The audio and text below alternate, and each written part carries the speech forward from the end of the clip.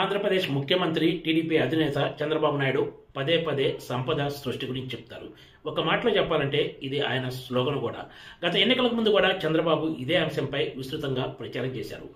5 ఏళ్ల అధికారంలో ఉన్న వైసీపీ రాష్ట్రాన్ని అప్పుల కుప్పగా మార్చిందని, అయినా సరే తాను సంపద సృష్టించి సంక్షేమ పథకాలను అమలు చేస్తానంటూ చెప్పుకొచ్చారు.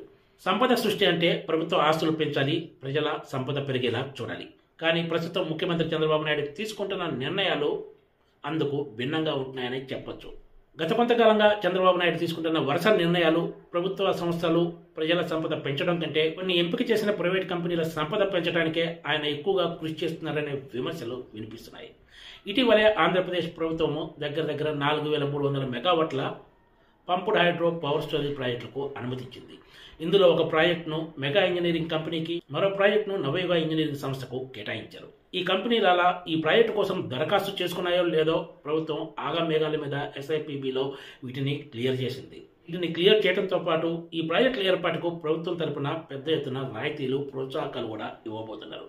ఇక్కడ మరో కీలక విషయం ఏమిటంటే, ప్రభుత్వ రంగంలోనే Andhra Pradesh power generation corporation Genco కూడా పంప్డ్ హైడ్రో స్టోరేజ్ ప్రాజెక్టు ఏర్పాటుకు ముందుకొచ్చింది.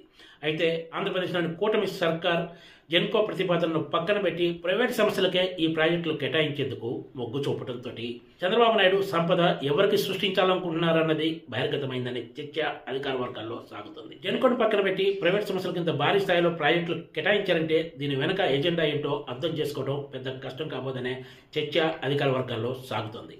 ఇక్కడ విచిత్రం ఏమిటంటే, రాష్ట్రంలో పంప్డ్ హైడ్రో ప్రాజెక్టుల ఏర్పాటుకు ఎక్కడెక్కడ అనువైన ప్రాంతాలు ఉన్నాయి, వీటికి ఉన్న ఫీజిబిలిటీ ఏమిటి, తదితర అంశాలన్నింటినీ కూడా విద్యుత్ శాఖ చెందిన సంస్థలే సమగ్ర అధ్యయనం చేసి నివేదికలు సిద్ధం చేశాయి.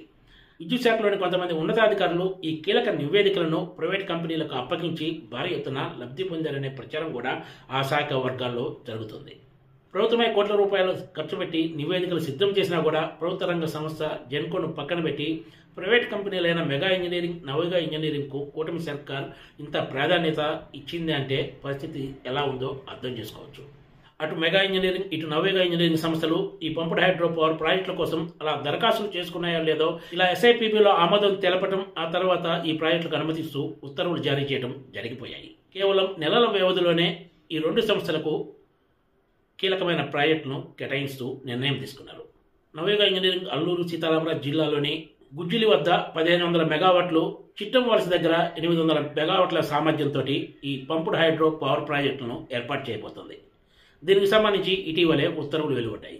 మెగా ఇంజనీరింగ్ అన్నమయ్య జిల్లాలో 2000 మెగావాట్ల సామర్థ్యంతో కొమ్మూరు వద్ద ఈ ప్రాజెక్టు నెలకొల్పనుంది. ఈ 2 సంస్థలు కలిపి ఏకంగా 4300 మెగావాట్ల సామర్థ్యం కల పంప్డ్ హైడ్రో పవర్ ప్రాజెక్టులను దక్కించుకున్నాయి. ఓవైపు చంద్రబాబు నాయుడు గ్రీన్ ఎనర్జీ గురించి, సోలార్ ఎనర్జీ గురించి విస్తృతంగా మాట్లాడుతూ ఉంటారు. ప్రభుత్వ రంగ సంస్థలైన NTPC గ్రీన్ ఎనర్జీ కూడా దేశవ్యాప్తంగా పెద్ద ఎత్తున ఈ ప్రాజెక్టులు చేపడుతోంది. ఈ తరుణంలో ముఖ్యంగా ఆంధ్రప్రదేశ్ తీవ్ర ఆర్థిక కష్టాలు ఉన్న సమయంలో ప్రభుత్వ రంగ సంస్థ జెన్కోకు ప్రోత్సాహం ఇవ్వాల్సిన సర్కార్ అందుకు భిన్నంగా ప్రైవేట్ సంస్థల వైపు మొగ్గు చూపడం ప్రాధాన్యత సంతరించుకుంది. చంద్రబాబు సర్కార్ చెప్తున్నట్లు నిజంగా ఈ రంగంలో ప్రాజెక్టులకు అద్భుత భవిష్యత్తు ఉంటే జెన్కో లాంటి సంస్థకు నిధుల సమీకరణ కూడా పెద్ద కష్టం కాదు. అయినా సరే ప్రభుత్వము జెన్కోను పక్కన పెట్టి ప్రైవేట్ సంస్థల వైపే మొగ్గు చూపిందంటే దీని వెనక ఎజెండా ఏంటో ఊహించుకోవడం పెద్ద కష్టం కాదని చెప్పొచ్చు. ఒక్క పంప్డ్ హైడ్రో పవర్ ప్రాజెక్టులే కాకుండా సోలార్, ఇతర సాంప్రదాయేతర విద్యుత్ ప్రాజెక్టుల విషయంలో కూడా రియల్ ఎస్టేట్ సంస్థలకు, అస్మదీయ కంపెనీలకు పెద్ద ఎత్తున ప్రాజెక్టులు కేటాయిస్తూ పోతున్నారు. అలా కేటాయించిన వెంటనే ఇలా ఇతర సంస్థలకు వాటిని బదలాయించడానికి కూడా ప్రభుత్వం అనుమతులు ఇస్తూ ఉత్తర్వులు జారీ చేస్తుంది. దీని వెనక భారీ ఎత్తున గోల్మాల్ జరుగుతుందనే ఆరోపణలు కూడా ఉన్నాయి.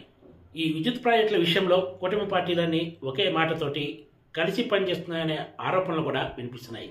Please subscribe TJTV.